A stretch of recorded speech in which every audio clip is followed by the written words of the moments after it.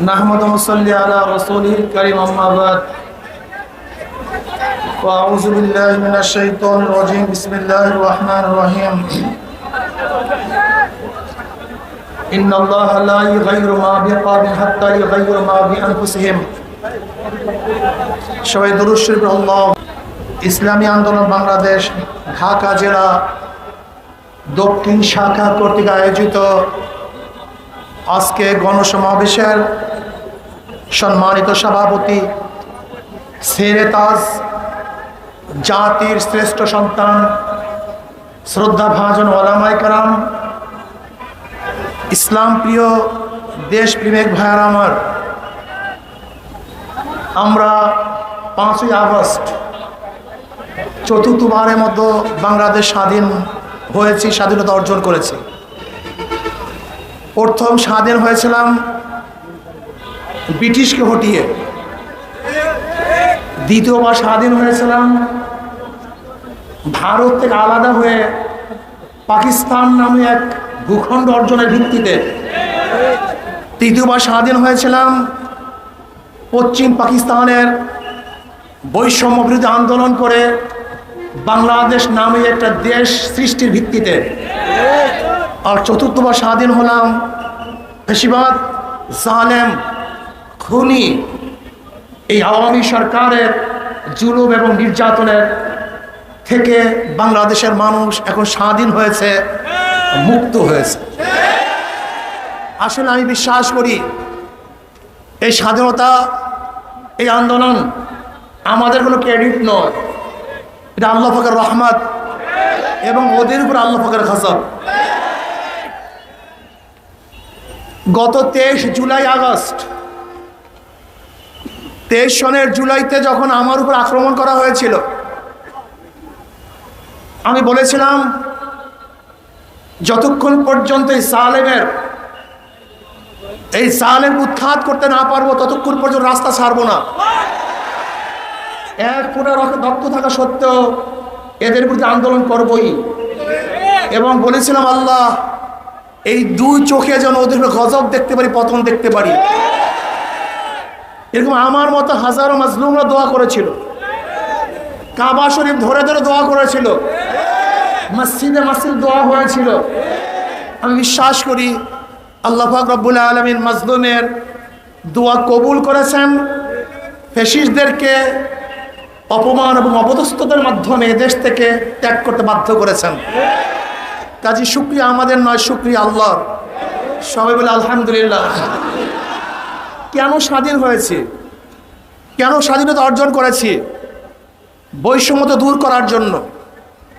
যেই দেশের মধ্যে বৈষম্য থাকবে না, নাগরিক হিসেবে আমরা সবাই সমান, সাম্য, মানবিক মর্যাদা, সামাজিক ন্যায় বিচার প্রতিষ্ঠিত করতে চাই।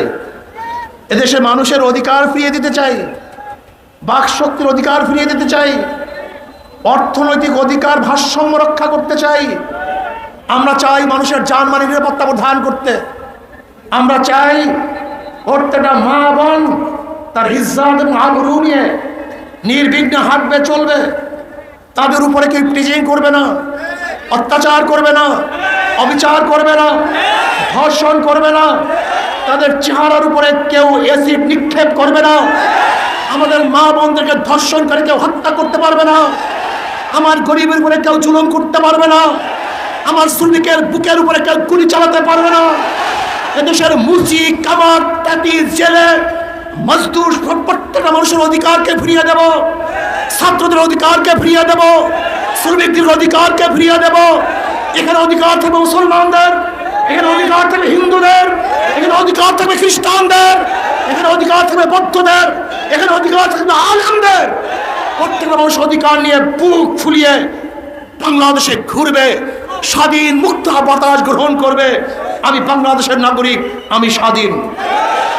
এই কারণেই 5ই আগস্টের বিপ্লবের জন্য হাজারো মানুষ জীবন দিয়েছে, রক্ত দিয়েছে, দিচ্ছি, দেব ইনশাআল্লাহ। এই বাংলাদেশের অধিকার পাওয়ার জন্য বারবার মানুষ রক্ত দিয়েছে। 5ই আগস্ট স্বাধীনতার জন্য মানুষ রক্ত দিয়েছে, কিন্তু আবার বাংলাদেশের মানুষ 5ই আগস্টের পরে কি দেখেছে? লুটপাট, দখলদারি, চাঁদাবাজি, জুলুম, খুন খারাপি। এর জন্য মানুষ 5ই আগস্টের আগে রক্ত দেয় নাই, জীবন দেয় নাই। আমরা স্পষ্ট বলতে চাই, মাদার গাছ লাগিয়ে আমের আশা করা যায় না। নীতিভ্রষ্ট নীতিহীন মানুষের মাধ্যমে দেশকেও নীতিওয়ালা আদর্শবান করা যায় না। কাজে আসুন, হাজারো ভালো মানুষগুলি আছেন যারা নোংরা, নষ্ট, পচা, গান্দা রাজনীতির কারণে যারা রাজনীতি অংশগ্রহণ করছেন না, আমি ওই সমস্ত ভাইদেরকে বলবো, আপনাদের মতো ভালো মানুষ রাজনীতি না আসার কারণেই এখানে গুন্ডা, বদমাশ, ডাকাত, লুচ্চা এবং ডাকাতরা এখানে অংশগ্রহণ করেছে। যদি আপনারা অংশগ্রহণ করেন, যেখানে যে ভালো মানুষগুলি আছেন ঘরের মধ্যে, মসজিদের কর্নারে, ওই প্রতিষ্ঠানের মধ্যে বসে বসে আল্লাহর নাম জপছেন, আমি মনে করি আপনি একা কেন আল্লাহর নাম জপবেন? আপনার মাধ্যমে হাজারো মানুষ আল্লাহর নাম জপুক, এইটি আমরা চাই। আসলে ইসলামী আন্দোলন পতাকা তোলে। আমরা চাই হিরোগুলি কোথায়, মানিকগুলি কোথায়? আর নাসুর মাআদিনু কামাদিনি যাহাবি আল ফিদ্দা খায়রুন ফিল জাহিলিয়াতি খায়রুন ফিল ইসলাম ইজা ফাকিহু। মানুষগুলি তো স্বর্ণ এবং রূপার খনির ন্যায় খনি। এরকম হাজারো খনি বিভিন্ন জায়গায় আছেন, হাজারো যোগ্যতা সম্পন্ন লোক আছেন। আমি এখানে দেখতেছি যে মানুষগুলি ভালো, ভদ্র, নীতিবান, আদর্শবান। আপনারা যদি রাস্তায় নেমে আসেন, আপনারা যদি রাজপথ দখল করেন, এখানে গুন্ডা থাকবে না, খুনি থাকবে না, বদমাশ থাকবে না, জালেম থাকবে না, দোষর থাকবে না, মাতখোর থাকবে না, চাঁদাবাজ থাকবে না। এ দেশ হবে মানুষের দেশ, এ দেশ হবে মানবতার দেশ, এ দেশ হবে মুক্তির দেশ।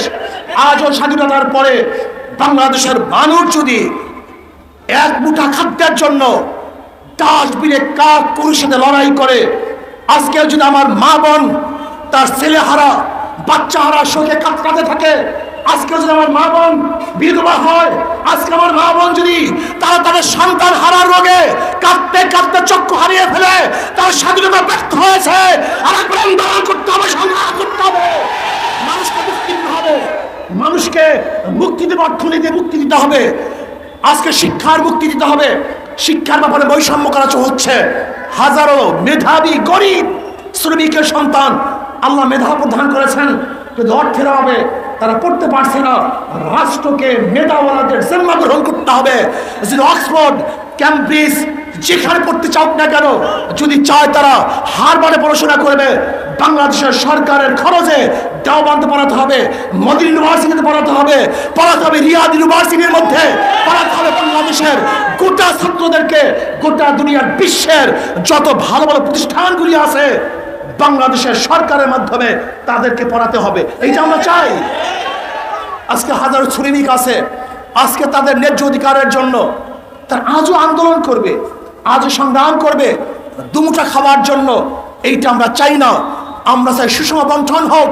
কেউ থাকবে 10 তলায় আর কেউ থাকবে নিচতলায়, তা হবে না। কেউ পড়বে কেউ পড়বে না, হবে না। কেউ খাবে কেউ খাবে না, তা হবে না। কেউ থাকবে কেউ থাকবে, তা হবে না। কেউ চিকিৎসা করবে সিঙ্গাপুরে আর কেউ ধোকে ধোকে বাংলাদেশের মধ্যে মরবে চিকিৎসাহীন, তা আমরা চাই না। আমরা চাই মানুষের চিকিৎসার অধিকার ফিরিয়ে দিতে। আপনি কি জানেন কি পরিমাণের টাকা চুরি হয়? আপনি কি জানেন কি পরিমাণের টাকা লুটপাট হয়? আজকে এখানে যারা আছেন প্রত্যেকের মাথার উপরে 1.5 লক্ষ টাকা ঋণ। 1.5 লক্ষ টাকা। আজকে যে সন্তান জন্মগ্রহণ করবে তার মাথার মধ্যে 1.5 লক্ষ টাকা ঋণ। 18 লক্ষ কোটি টাকা বাংলাদেশের সরকার বর্তমানে ঋণী। 14 লক্ষ টাকা বাংলাদেশ থেকে পাচার করা হয়েছে, সমস্ত ব্যাংকে লুটপাট করা হয়েছে। আজকে বড় বড় মেগা পরিকল্পনার নামে মেগা চুরি করা হয়েছে, টাকা করা হয়েছে। এইটা আমরা চাই না। হিন্দুরা ভাবছেন ইসলাম ক্ষমতায় আসলে আপনাদের পূজার অবস্থা কি হবে? আরো ভালো মতো হবে।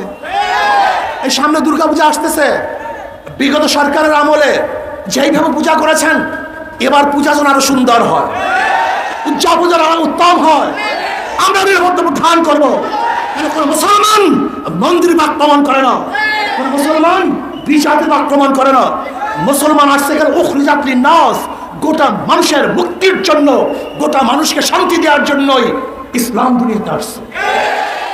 আসুন, ভালো লোকগুলি যেখানে আছেন, মানে মুক্তা হীরকখণ্ডগুলি যেখানে যেখানে আছেন, সমস্ত হীরকখণ্ডগুলি মানে মুক্তাগুলি ইসলামী আন্দোলনের ছায়াতলে চলে আসুন। সবাই সম্মিলিতভাবে দেশটাকে গর্ব, আগামী দেশ ইসলামের দেশ, আগামী দেশ হাত পাকা জিন্দা।